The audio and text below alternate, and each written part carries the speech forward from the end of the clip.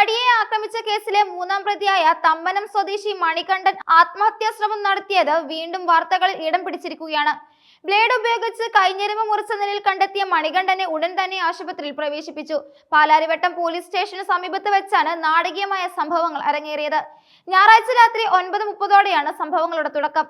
തമ്മനത്തുള്ള May first റോഡിൽ വെച്ച് മദ്യപിച്ച് ബഹളമുണ്ടാക്കിയതിനെ തുടർന്നാണ് മണികണ്ഠനെ നാട്ടുകാരുടെ പരാതിയുടെ അടിസ്ഥാനത്തിൽ പോലീസ് കസ്റ്റഡിയിലെടുത്തത്. പൊതുസ്ഥലത്ത് മദ്യപിച്ച് പ്രശ്നമുണ്ടാക്കിയതിന് മണികണ്ഠനെതിരെ പോലീസ് കേസെടുത്തു. തുടർന്ന് ഇയാളെ പാലാരിവട്ടം പോലീസ് സ്റ്റേഷനിലേക്ക് കൊണ്ടുവന്നു.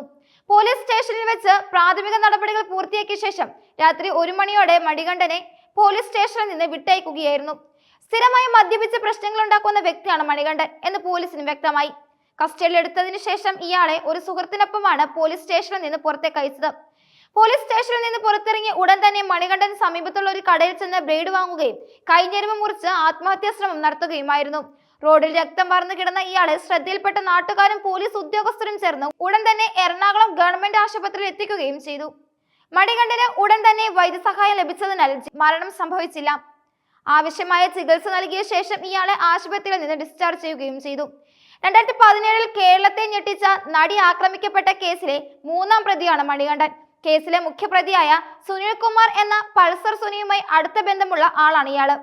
കൊട്ടേഷന്റെ ഭാഗമായി നടന്ന ആക്രമണത്തിൽ മണികണ്ഠനും നേരിട്ട് പങ്കുണ്ടെന്നാണ് പ്രോസിക്യൂഷന്റെ വാദം.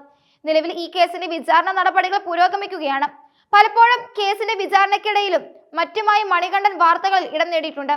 ജാമ്യത്തിൽ പുറത്തിറങ്ങിയ ശേഷം ഇയാളുടെ പെരുമാറ്റ രീതികൾ സംബന്ധിച്ച് ചില പരാതികളും പോലീസിന് ലഭിച്ചിരുന്നു. പൊതുസ്ഥലത്ത് മദ്യപിച്ച് പ്രശ്നങ്ങൾ ഉണ്ടാക്കുന്നത് പതിവാണെന്നും പോലീസ് പറയുന്നുണ്ട്. മണികണ്ഠൻ ആത്മഹത്യക്ക് ശ്രമിച്ചതിന്റെ യഥാർത്ഥ കാരണം വ്യക്തമല്ല. നടിയെ ആക്രമിച്ച കേസിന്റെ നിയമപരമായ സമ്മർദ്ദങ്ങളും സാമ്പത്തികപരമായ ബുദ്ധിമുട്ടുകളും മദ്യപാന ശീലവും ചേർന്നുള്ള മാനസിക സംഘർഷങ്ങളാകാം ആത്മഹത്യാ ശ്രമത്തിലേക്ക് നയിച്ചതെന്നാണ് പ്രാഥമിക നിഗമനം. മദ്യപിച്ച് സ്റ്റേഷനിലെത്തിയ ശേഷമുണ്ടായ മാനസികാവസ്ഥയുടെ ഫലമാണോ ഇയാൾ പെട്ടെന്ന് ആത്മഹത്യക്ക് ശ്രമിച്ചതെന്നും പോലീസ് അന്വേഷിക്കുന്നുണ്ട്. ഇയാളെ പോലീസ് കസ്റ്റഡിയിലെടുക്കുകയും കേസെടുത്ത് വിട്ടയക്കുകയും ചെയ്തതിന് തൊട്ടു പിന്നാലെയാണ് ആത്മഹത്യാ ശ്രമം നടന്നത് എന്നതിനാൽ പോലീസിന്റെ ഭാഗത്ത് എന്തെങ്കിലും വീഴ്ച ഉണ്ടായിട്ടുണ്ടോ എന്നും പരിശോധിക്കുന്നുണ്ട്. സ്റ്റേഷനിൽ നിന്ന് വിട്ടയച്ച ശേഷം സുഹൃത്തിനൊപ്പമായിരുന്നിട്ടും ഇയാൾ ആത്മഹത്യാ ശ്രമം നടത്തിയത് കാര്യങ്ങൾ കൂടുതൽ സങ്കീർണമാക്കിയിരിക്കുകയാണ്. നിലവിൽ ആശുപത്രിയിൽ നിന്ന് ഡിസ്ചാർജ് ചെയ്ത മണികണ്ഠന്റെ ആരോഗ്യനില തൃപ്തികരമാണ്. ഈ സംഭവത്തിൽ ഇയാളുടെ മൊഴി വീണ്ടും രേഖപ്പെടുത്താനും കൂടുതൽ അന്വേഷണം നടത്താനും പോലീസ് തീരുമാനിച്ചിട്ടുണ്ട്.